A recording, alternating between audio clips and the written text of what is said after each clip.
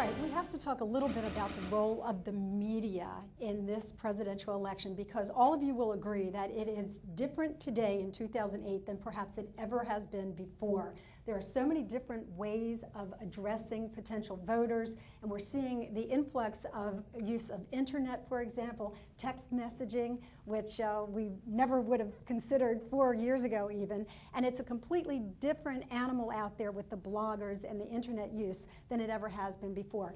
Larry talked a little bit about Gwen Ifill perhaps losing control, Tom Brokaw being frustrated last night during the debates. Robert, you mentioned that the candidates were there basically for the press, and so as not to create any gaffes or any headlines. What about the role of the press this year? Is it actually deciding who's going to win this, because there is 24-hour coverage, literally, instantaneously? The minute something is said, it is discussed, analyzed, dissected, and then thrust upon the American public. Well, I think there's a danger in the internet age, because the internet doesn't necessarily obligate journalists to be objective. It doesn't really ask for subjectivity. It could be very dangerous. Anybody can write anything they want on the internet. So I think it's important to get it from organizations that are good and established. But it's a very big question, because Terry and I sat at the convention, and we were, I don't know, I guess, John's introduction told you a little bit about it, but he's really, in my view, one of the great pollsters in the nation. And we sat there, and Robert and I, we were chatting, and we talked about the herd mentality of the press. The herd mentality. Sarah Palin gets picked by McCain, and all of a sudden, everybody's all over her, like it's a big joke, before they even gave her a chance. Net result, public rallies around her.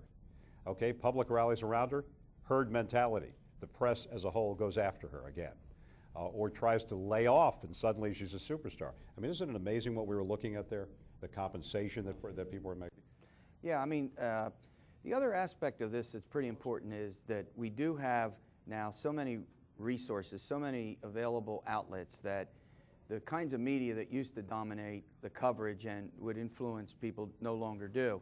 For example, for the first time this year, the internet will be as big a source of information as the networks. Cable, in other words, we're seeing an homogenization, if you will, of